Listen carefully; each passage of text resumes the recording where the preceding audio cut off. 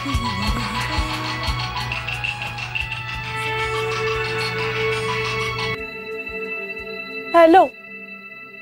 Neil, I am sorry Neel, believe me, I love you.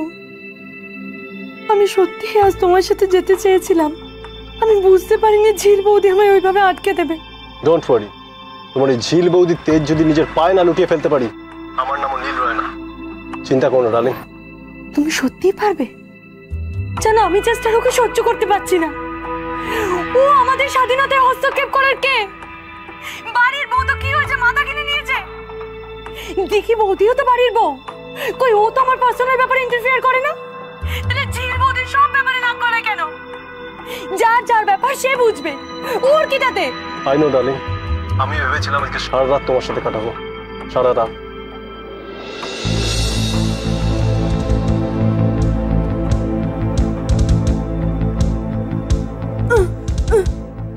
এই আমি খাবো কি খাবো না তাতে তোমার কি? তুমি এই মুহূর্তে আমার চোখের সামনে থেকে চলে যাও, যাও চলে যাও, আমি তোমাকে সহ্য করতে পারছি না।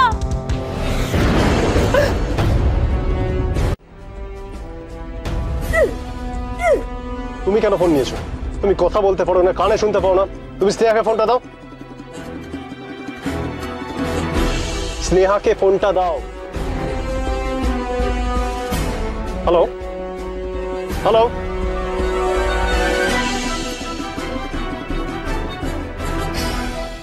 How dare you!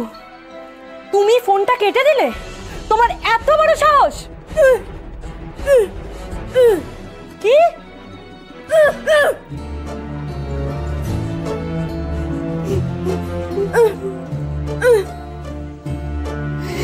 তুমি আমায় অর্ডার করার কে?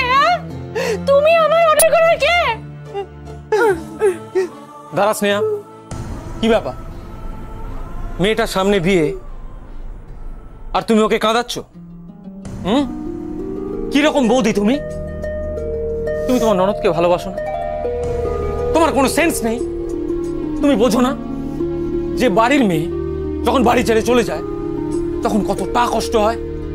অবশ্য তোমার তো তিন কুলে কেউ নেই, তুমি বুঝবে কি করে? তোমার তো কষ্টই হয়। যেচে পড়ে আগ বাড়িয়ে সঞ্জুকে বিয়ে করে তুমি এই বাড়িতে ঢুকেছো, আরে তুমি বুঝবে কি করে? আর বোঝার জন্য যেটুকু অনুভূতি, যেটুকু বদলা, সেটা তোমার আছে আছে। আর একটা কথা মনে রাখবে,